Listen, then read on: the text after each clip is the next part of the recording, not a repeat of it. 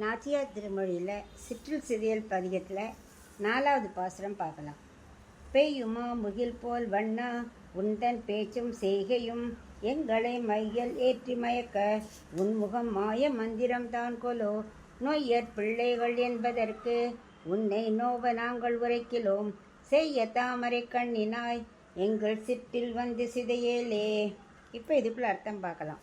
நல்ல மழை பொழியும் கார்முகில் போல நிறத்தை உடைய கண்ணா, உன்னோட பேச்சு செய்கையெல்லாம் அப்படியே எங்களை மயக்க வைக்கிறது. போன பாசுரத்தில் அப்படியே உன் கண்கள் நீ ஓரக்கண்ணால் பார்த்தியே, அது மயக்கிட்டுன்னு சொன்னான். இப்போ உன்னோட பேச்சு உன்னோட செய்கை எல்லாமே உன் முகம் என்ன மாய மந்திரமா, அப்படி மயக்கிறது எங்களை அப்படிங்கிறா. நாங்கள்லாம் உன்னும் மரியாதை சிறுவர்கள் நினச்சிட்டு நான் உங்களை ஏதாவது தப்பாக பேசுவேணும்னு பயப்பட வேண்டாம். நான் இன்னும் புண்படும்படி பேசவே மாட்டோம். நல்ல தாமரை செந்தாமரை போன்ற கண்களை உடையவனே, எங்களோட மண் சிற்றிலை சிதைக்காதே, அதாவது மண் வீடு கட்டிருக்கோமே அதை நீ கலைச்சுடாத அப்படிங்கிறா.